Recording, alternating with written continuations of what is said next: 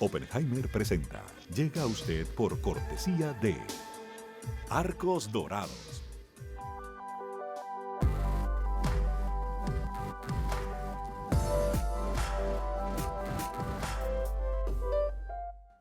En Buenos Aires, Argentina, hay una universidad que cumple con la formación de los profesionales del futuro. UADE, más de 58 años, educando con pasión. En el Bancoppel de Julia, la tarjeta de crédito se tramita solo con una identificación oficial. Bancoppel, el banco que quiero a mi manera. ¿Sabías que según un estudio de la Universidad de Oxford, casi la mitad de los trabajos actuales podrían dejar de existir en 10 años? La inteligencia artificial llegó para quedarse.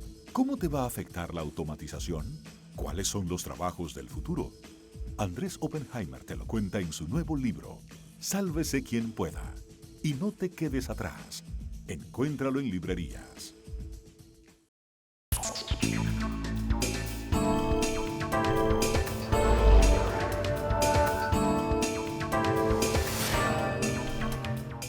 Hola, soy Andrés Oppenheimer. Gracias por estar con nosotros. La pregunta del momento. ¿Cuál va a ser el impacto político de la compra de Twitter por Elon Musk, el hombre más rico del mundo? Varias de las principales organizaciones internacionales de derechos humanos han expresado preocupación porque dicen que Twitter es la red social de mayor influencia política y que el hecho de que Musk se haya definido como un absolutista en materia de libertad de expresión podría ser muy, pero muy peligroso. Según los grupos de derechos humanos como Amnistía Internacional y Human Rights Watch, la libertad de expresión absoluta, sin reglas, sin límites, podría llevar a que Twitter multiplique todavía más el discurso del odio, la intolerancia racial y la incitación a la violencia. Musk no ha dado muchos detalles sobre cómo manejaría todo esto, salvo decir que cree en la libertad absoluta y que quiere desaparecer de la plataforma las cuentas robóticas o los bots. Pero los grupos de derechos humanos temen que si Musk maneja Twitter bajo su filosofía de libertad absoluta, habría más violencia, más muerte y se produciría lo contrario de la libertad de expresión. O sea, los grupos minoritarios estarían cada vez más intimidados por una turba violenta en Twitter y en la práctica serían silenciados. O sea, lo contrario de la libertad de expresión. Hoy vamos a analizar el impacto político de la compra de Twitter con defensores y críticos de la libertad absoluta en las redes sociales. Vamos a empezar con Gloria Álvarez, la activista libertaria, escritora y aspirante presidencial de Guatemala, pero que todavía no puede ser candidata porque no cumple el requisito de Guatemala de tener por lo menos 40 años para ser candidata. Ella celebró que Musk haya comprado Twitter y lo hizo apenas salió la noticia. Y para escuchar el otro lado de la moneda, vamos a tener a los responsables de libertad de expresión y tecnología de Amnistía Internacional y Human Rights Watch. Es un tema crucial y va a ser un debate apasionante. Y más tarde en el programa vamos a tener nuestro habitual segmento El Innovador de la Semana. Hoy vamos a tener a Tomás Manciti, el cofundador de Intuitivo, una tecnología para comprar cosas en el supermercado o las tiendas sin tener que pagarle a un cajero humano o automático. O sea, agarras un producto y te vas. Algo parecido a lo que ya lleva un tiempo experimentando Amazon en Estados Unidos. La empresa de Manciti ya está operando en Argentina, Brasil, Perú y Miami y tienen proyectado estar muy pronto en varios otros países. Reportan haber recaudado ya unos 8 millones de dólares. Vamos a preguntarle a Tomás Manciti cómo funciona este sistema y cómo hacen para evitar que la gente se lleve más productos de los que paga. Bueno, empecemos con el tema del día. La compra de Twitter por 44.000 millones de dólares por parte de Elon Musk, el fundador de la fábrica automotriz Tesla, de la empresa espacial también SpaceX, el hombre más rico del mundo. Vamos con Gloria Álvarez, la activista libertaria y escritora, que aplaudió, como decíamos recién, la compra de Twitter por Musk apenas salió la noticia. Vamos directamente a la entrevista.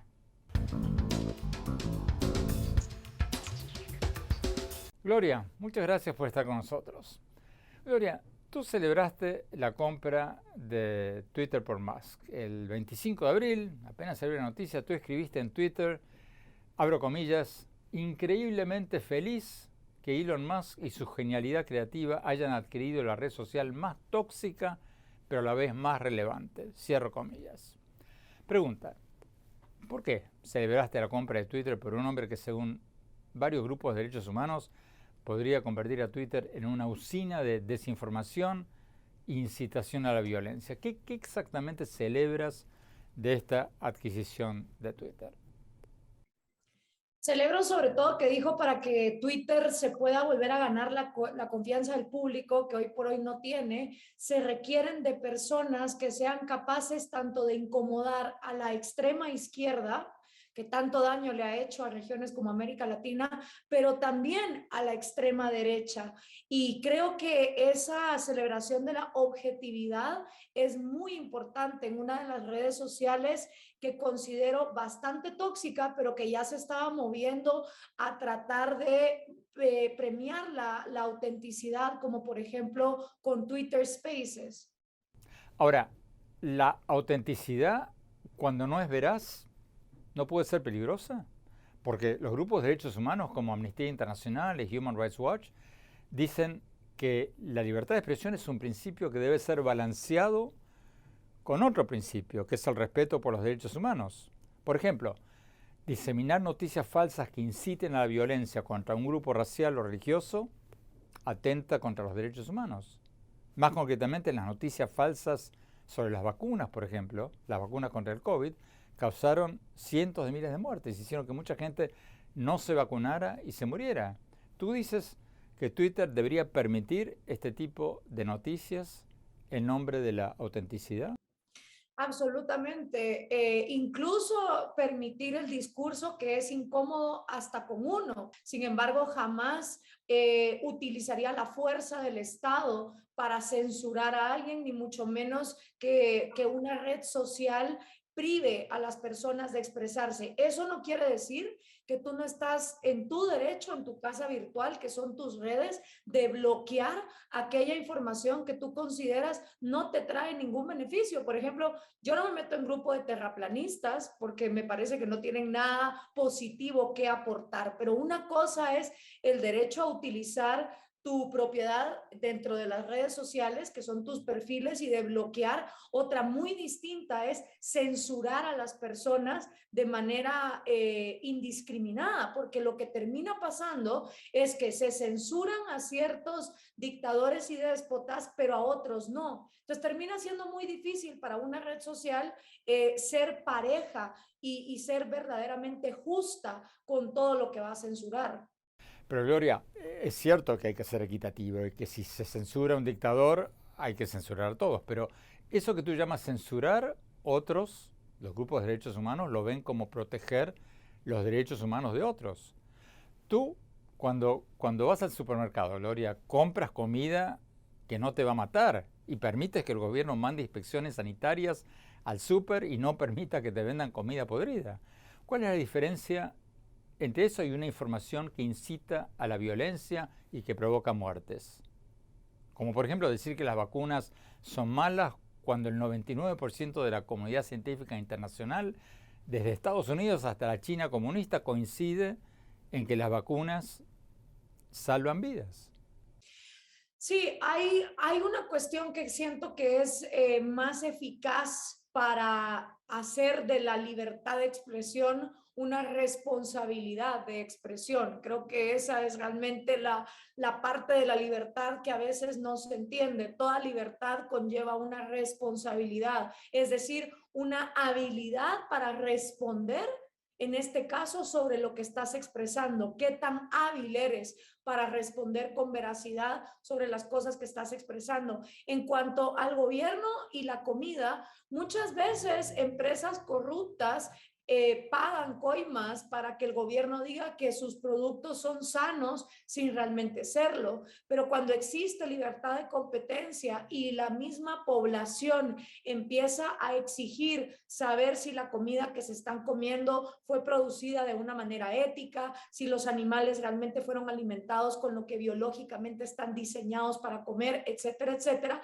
empiezan a producirse mercados más sanos respecto de la comida. Creo que la competitividad es lo que hace que premiemos una responsabilidad sobre la libertad de competencia. Y eso es lo que creo que puede pasar con Twitter, que si al fin y al cabo se termina convirtiendo no sé, en un cuadrilátero entre personas de QAnon con terraplanistas que solo están desinformando, lo que hacen las personas es mudarse a otra red social, pero el permitir que todos se expresen, el único límite que tiene obviamente son las amenazas de muerte. Pero Gloria, a ver, has tocado muchos temas ahí. En el caso de la corrupción con la comida podrida en los supermercados, es la excepción a la regla, ¿no? O sea, tú vas al supermercado todos los días y no te envenenas todos los días porque hay inspecciones.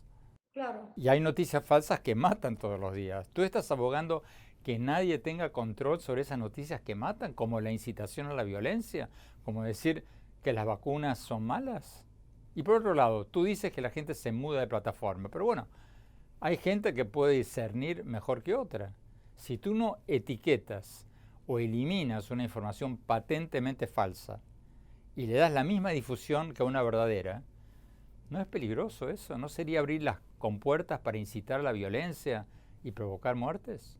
Lo que pasa es que ¿quién es responsable sobre las acciones? ¿El que se expresa o el que termina actuando? Entonces, el punto es que estamos en una nueva era tecnológica donde apenas se está democratizando la información, donde todo el mundo puede actuar.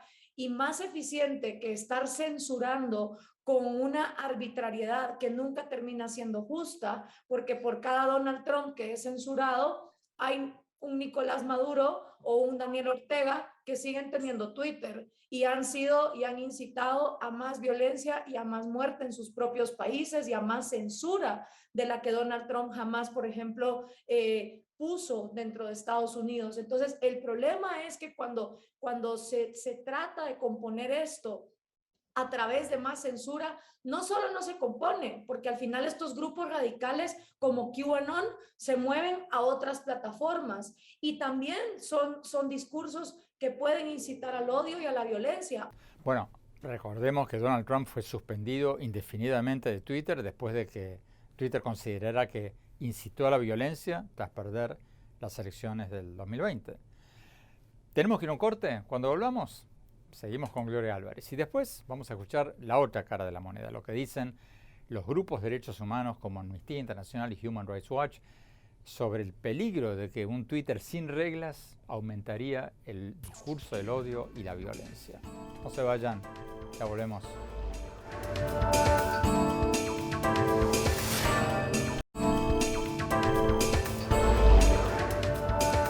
Gracias por seguir con nosotros. Estamos hablando sobre el posible impacto político de la compra de Twitter por Elon Musk, el hombre más rico del mundo y una persona que se define como un absolutista en materia de libertad de expresión.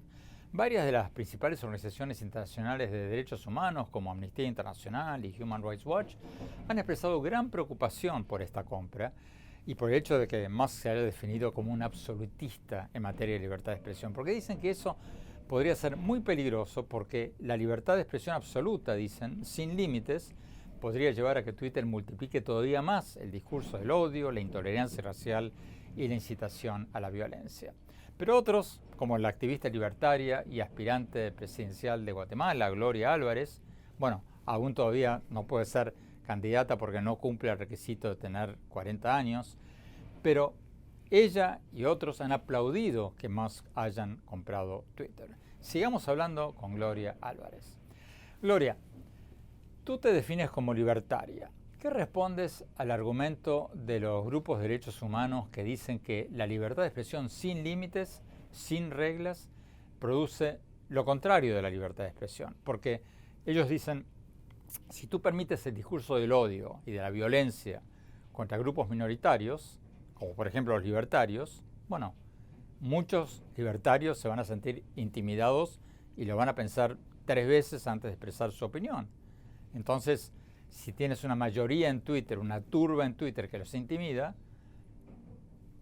llevaría a lo contrario de la libertad de expresión, la censura de ciertos grupos. ¿Qué respondes a ese argumento? No, como te decía, los libertarios consideramos que la libertad conlleva responsabilidad. Son dos caras de una misma moneda. Tú eres libre en la medida en que te haces responsable sobre las consecuencias de tus actos. Si tú no eres capaz de hacerte responsable de las consecuencias de tus actos, tú no eres libre. Tú le estás depositando tu responsabilidad a alguien más. Sin embargo, no creo que la censura sea la solución a largo plazo y la más efectiva. La mejor solución es la competitividad, porque cuando hay libertad de competencia y la información fluye libremente, eventualmente la verdad siempre sale a la luz. Ahora, tú como libertaria crees en la libertad de empresa. Entonces, bajo esa lógica, ¿acaso Twitter como empresa privada no tiene el derecho a hacer lo que quiera y si ve una persona que incite a la violencia, suspenderla? Totalmente de acuerdo también, porque al final es una plataforma privada, es tu casa. Entonces, ¿por qué criticas a Twitter por haberlo suspendido a Trump, que, según Twitter, incitó a la violencia? No, lo que critico es cuando una plataforma privada impone una regla y no es pareja, porque si vamos a tener una serie digamos, estatutos de por qué vamos a suspender a alguien, seamos parejos. Y entonces, ¿por qué si Nicolás Maduro y por qué terroristas musulmanes y por qué Daniel Ortega y por qué los Castro tienen Twitter cuando bajo los mismos estatutos por los que se sacaron a Trump se podría sacar a esta gente? Bueno, ese es un buen punto. Twitter suspendió cientos de cuentas vinculadas al gobierno de Maduro, pero no la de Maduro.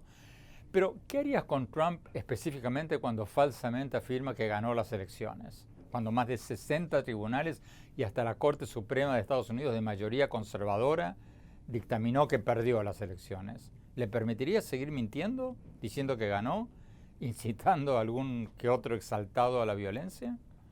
De todas maneras, él va a seguirse expresando, porque aunque no lo haga en una plataforma, lo va a hacer en otra. Y creo que es sano. Yo creo que la historia ha comprobado que cuando prohíbes algo, haces que las mafias tomen ese algo. Por ejemplo, cuando a mí la gente me dice, deberíamos de prohibir el Partido Comunista o el Partido Nazi. Para empezar, no funciona. Pasan las décadas y lo vuelven a armar. Yo creo que al contrario, si tu idea es tan buena, que compita, pero que compita en libertad de condiciones, bajo reglas justas y desde la paz, enseñándonos por qué tus ideas son mejores que las otras, no a través de la intimidación y la violencia, sino a través de la libertad de expresión, porque ahí donde se intercambian palabras, dejan de intercambiarse balas. Es más fácil ponernos de acuerdo en un discurso que es duro y que es agresivo en las ideas que en estarse atacando y matando a las personas.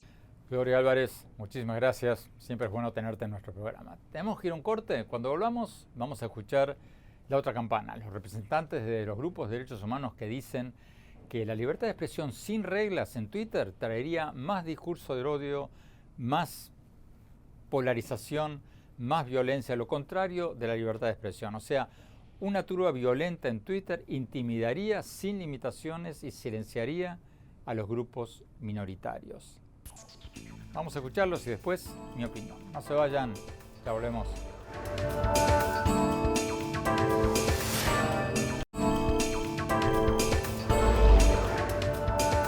Gracias por seguir con nosotros. Estamos hablando sobre el posible impacto político de la compra de Twitter por Elon Musk, el hombre más rico del mundo y una persona que se define como un absolutista en materia de libertad de expresión. En los bloques anteriores escuchamos a la activista libertaria y aspirante a la candidatura a la presidencia de Guatemala, Gloria Álvarez, que aplaudió la compra de Twitter por Musk, diciendo que no hay que censurar a nadie en la red social de mayor influencia política del mundo. Para escuchar la otra campana, vamos a hablar ahora con Michael Kleinman, de la Organización de Derechos Humanos Amnistía Internacional. Vamos directamente con él.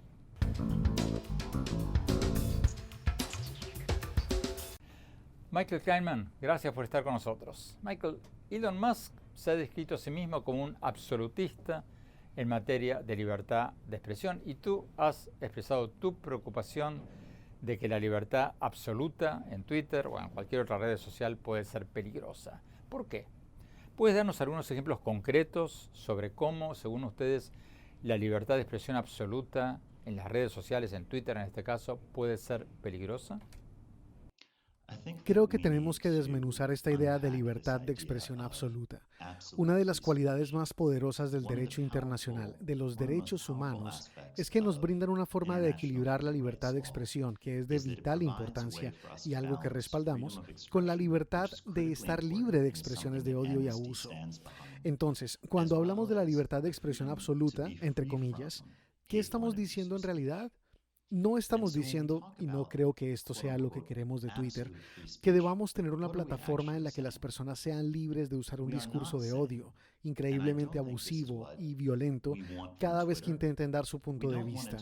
De hecho, esta idea de que puedas decir cosas abusivas, violentas o llenas de odio que puedan incitar a la violencia, es en realidad la antítesis de la idea de la libertad de expresión, porque lo que hace es silenciar las voces y en particular silencia a las personas contra las cuales se dirige ese discurso violento. ¿Qué impacto concreto puede tener esto? Bueno, la idea del señor Musk de libertad de expresión, entre comillas, absoluta, es que las personas son libres de usar un lenguaje abusivo y lleno de odio. Lo que vamos a ver, irónicamente, es menos libertad de expresión, especialmente de las víctimas de ese discurso abusivo y lleno de odio, que serán silenciadas. En Amnistía Internacional llevamos varios años investigando el impacto de las expresiones de odio y abuso en Twitter, y en particular analizando el impacto de la plataforma en las mujeres. Y lo que creo que es más preocupante cuando el señor Musk dice que quiere crear una plataforma pública digital, creo que es una idea maravillosa, pero no queremos una plaza pública donde cada vez que alguien trata de hablar se encuentre inmediatamente intimidado por una multitud abucheándolo, que lo ahuyenta. Eso no es una plaza pública. ¿Qué les dices a quienes argumentan que si Twitter o otras redes sociales son empresas privadas, tienen el derecho a decidir lo que quieran? ¿Cuál sería tu respuesta a este argumento? Según los principios rectores de derechos humanos de la ONU, las empresas tienen la responsabilidad de proteger los derechos humanos. Y eso significa que las empresas tienen responsabilidad cuando se trata del derecho a, por ejemplo, no ser discriminado, o el derecho a la igualdad, o el derecho a la libertad de expresión. Pero, de nuevo, esto implica cierto acto de equilibrio. Entonces, si las empresas permiten expresiones de odio y abuso en sus plataformas, si silencian las voces de las personas que son expulsadas de esa plataforma debido al abuso que enfrentan, entonces están violando su responsabilidad de proteger los derechos humanos, independientemente de si son empresa privada o no. ¿A juicio de ustedes se debe suspender de Twitter a los políticos que inciten a la violencia o que difundan noticias falsas, por ejemplo, sobre las vacunas contra el COVID? Es una gran pregunta. Lo más importante es que las reglas se apliquen por igual a todos. Entonces, ¿qué le respondes a la gente que dice que suspender a Trump, pero no a Maduro, el dictador de Venezuela, es injusto? Es exactamente por eso que dije antes que debemos aplicar los estándares por igual a todos, sin importar si son Trump, Maduro o cualquier otra persona. Y eso es parte de lo que una empresa como Twitter y todas las empresas de redes sociales deben hacer cuando hablamos de la forma responsable de vigilar el contenido de esas plataformas. Asegurarse de que estos estándares se apliquen de manera imparcial y equitativa para todos. Michael Kainman, muchísimas gracias. Tenemos que ir a un corte. Cuando volvamos, vamos a tener a Deborah Brown de la Organización de Derechos Humanos Human Rights Watch. Y después, mi opinión sobre este tema bien, pero bien complicadito. No se vayan, ya volvemos.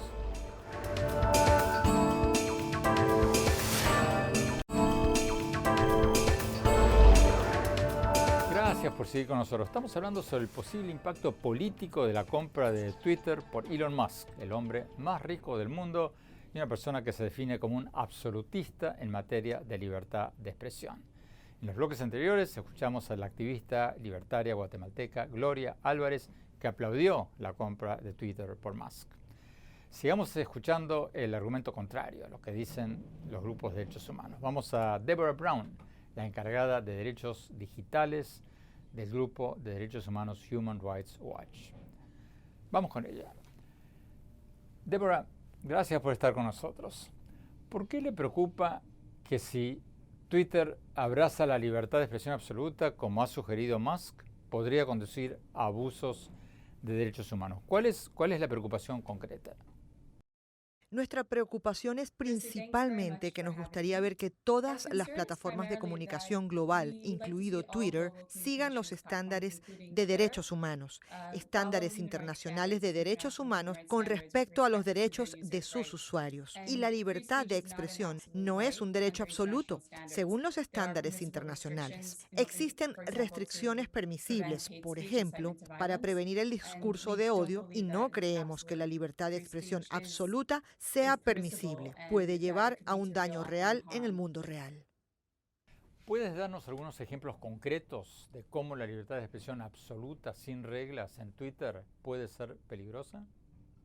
Por supuesto. Hemos visto ejemplos de todo el mundo, sobre todo de Myanmar, donde las plataformas de comunicación, en ese caso Facebook, fueron utilizadas por varios actores para incitar a la violencia, lo que resultó en daño no en Internet, sino en el mundo real. Y hay muchos ejemplos de esto. Es por eso que a menudo pedimos que las plataformas inviertan más en comprender el contexto local para tener estándares de moderación que ayuden a proteger a las personas de tales abusos. ¿Debería prohibir Twitter a los políticos que inciten a la violencia? Sí. Los políticos tienen la responsabilidad de no incitar a la violencia. Su discurso es a menudo más poderoso. Si hay incitación a la violencia, es más probable que la gente lo siga, tanto por su gran número de seguidores como por la autoridad de su investidura como políticos y líderes. Por lo tanto, es responsabilidad de los políticos no incitar a la violencia, especialmente contra las comunidades que son vulnerables o que probablemente sean el blanco de la violencia. Entonces, Twitter hizo lo correcto cuando suspendió a Trump.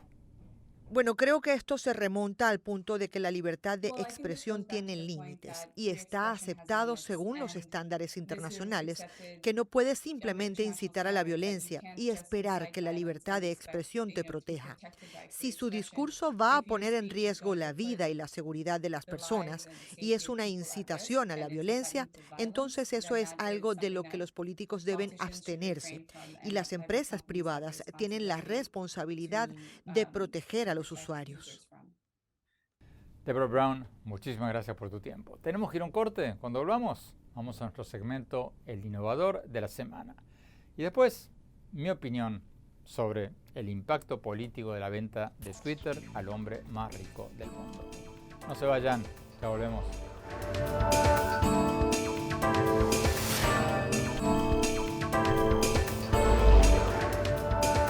Gracias por seguir con nosotros. Vamos a nuestro segmento habitual, El Innovador de la Semana. Hoy vamos a destacar a Tomás Manciti, cofundador de Intuitivo, una tecnología para comprar cosas en el supermercado o en las tiendas sin pagarle a un cajero, ya sea humano o automático. O sea, uno simplemente agarra el producto y se va.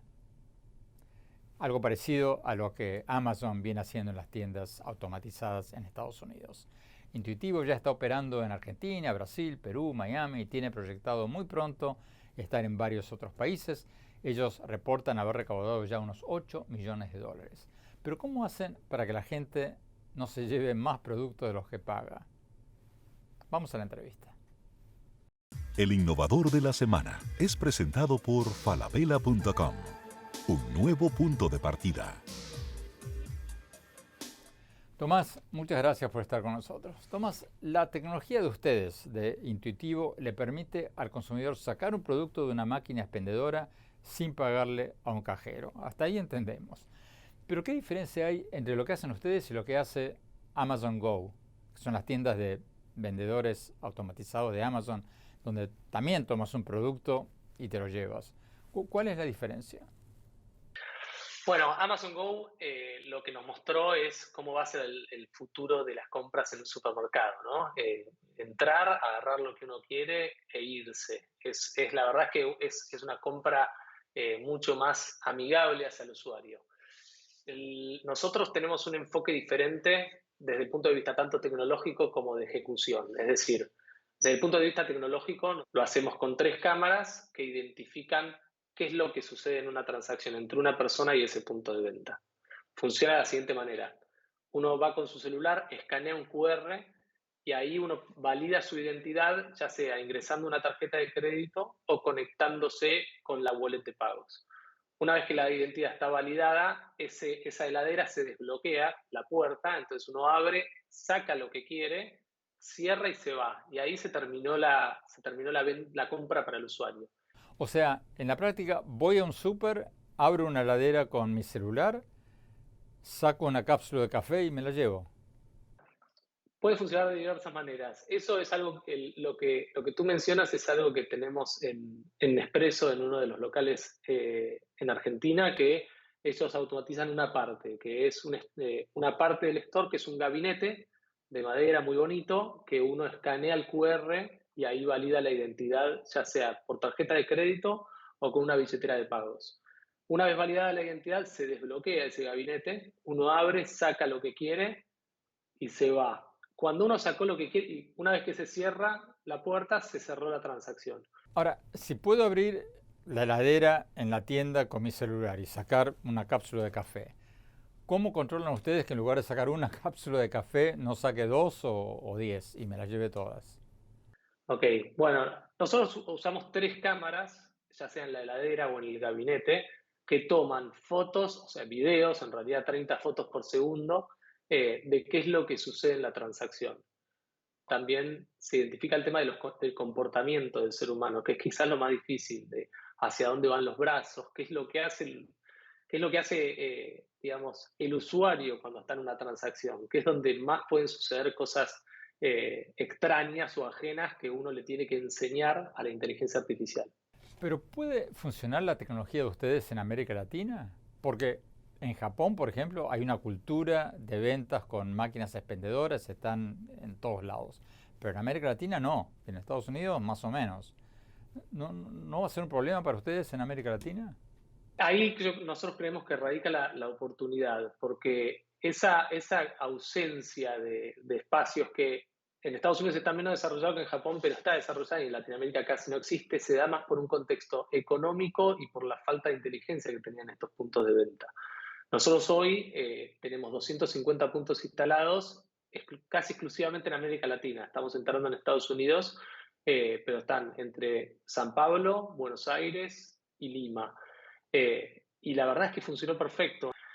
Y sobre el tema vandalismo, que quizás es lo que uno dice, bueno, quizás por el tema vandalismo es que no hay más en América Latina, la realidad es que uno, para que se abra esa heladera o ese punto de venta, tiene que poner sus datos de su tarjeta o de su billetera de pagos. Entonces, no es tan fácil el tema de vandalizarlo. De hecho, no tuvimos vandalización, 0%, algo que incluso nos sorprendió a nosotros, ¿no? El innovador de la semana es presentado por falabella.com, un nuevo punto de partida. Fascinante. Tomo el producto y me voy, pagándolo claro. Ya lo contaba en mi libro más reciente. Estamos yendo a pasos acelerados a un mundo sin dinero en efectivo. Bueno, tenemos que ir a un corte. Cuando volvamos, mi opinión sobre el impacto político de la venta de Twitter a Elon Musk, el hombre más rico del mundo. No se vayan, ya volvemos.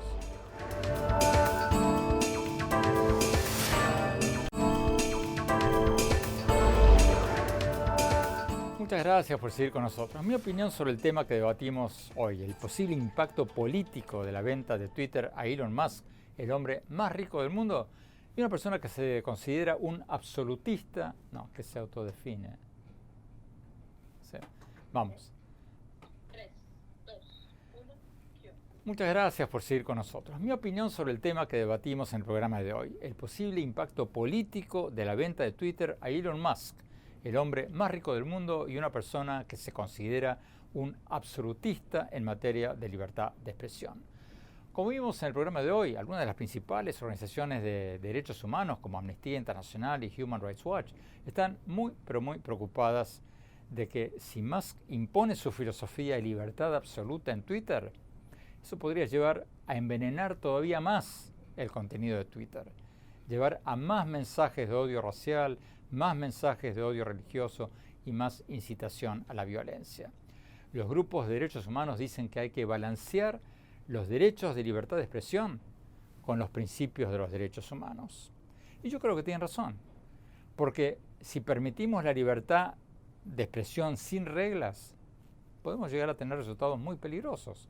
Si no ponemos una advertencia, una etiqueta a las noticias falsas y permitimos sin más que cualquier irresponsable que quiera ganar seguidores en Twitter difunda información falsa, por ejemplo, contra las vacunas, cuando todas las academias de medicina del mundo y las autoridades sanitarias de todos los países, desde Estados Unidos hasta la China comunista, dicen que las vacunas reducen enormemente las muertes por COVID, entonces estaríamos dándole difusión a noticias que conducen a la muerte de mucha gente.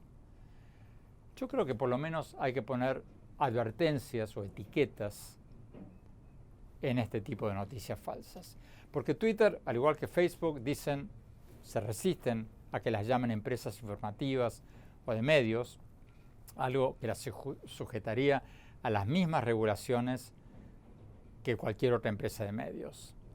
Pero yo creo que es la misma responsabilidad que le exigimos a los supermercados para que no nos vendan pescado podrido, que pescado que nos puede llevar al hospital y matarnos.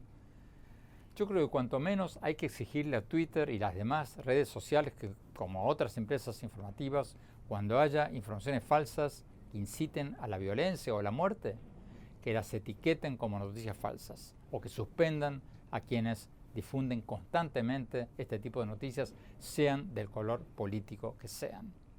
Algunas de las críticas que se le hacen a Twitter son válidas. Por ejemplo, cuando preguntan por qué Twitter suspendió a Trump por incitar a la violencia tras perder las elecciones del 2020 y no lo ha hecho con Nicolás Maduro, el dictador de Venezuela.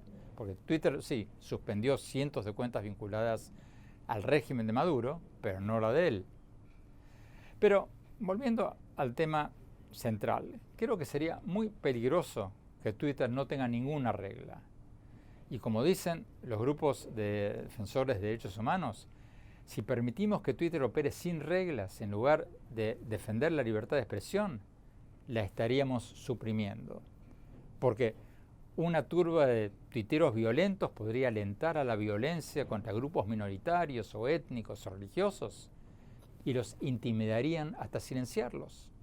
Creo que hay que balancear la libertad de prensa con la defensa de los derechos humanos y hay que exigirle responsabilidad a los medios como Twitter y penalizarlos si difunden noticias que inciten a la violencia o abogan por violar los derechos humanos, igual que lo hacemos ahora con los supermercados para que no vendan comida podrida. No podemos dejar que para vender más nos maten. Bueno, se nos acabó el tiempo. Gracias por estar con nosotros. Los invito a visitar mi blog en el sitio de internet andresopenheimer.com. Ahí pueden encontrar mis artículos y programas más recientes. Y síganme en mi Twitter, @OppenheimerA, en mi página de Facebook, Andrés Oppenheimer Oficial, y mi cuenta de Instagram, Andrés Oppenheimer Oficial. Gracias por seguirnos.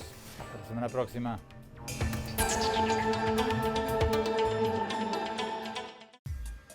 Oppenheimer presenta. Llega a usted por cortesía de Arcos Dorados.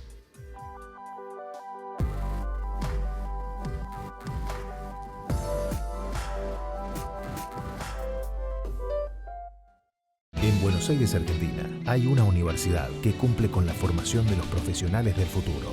UADE, más de 58 años, educando con pasión. En el Bancoppel de Julia, la tarjeta de crédito se tramita solo con una identificación oficial. Bancoppel, el banco que quiero a mi manera. ¿Sabías que según un estudio de la Universidad de Oxford, casi la mitad de los trabajos actuales podrían dejar de existir en 10 años? La inteligencia artificial llegó para quedarse. ¿Cómo te va a afectar la automatización? ¿Cuáles son los trabajos del futuro? Andrés Oppenheimer te lo cuenta en su nuevo libro, Sálvese quien pueda. Y no te quedes atrás. Encuéntralo en librerías.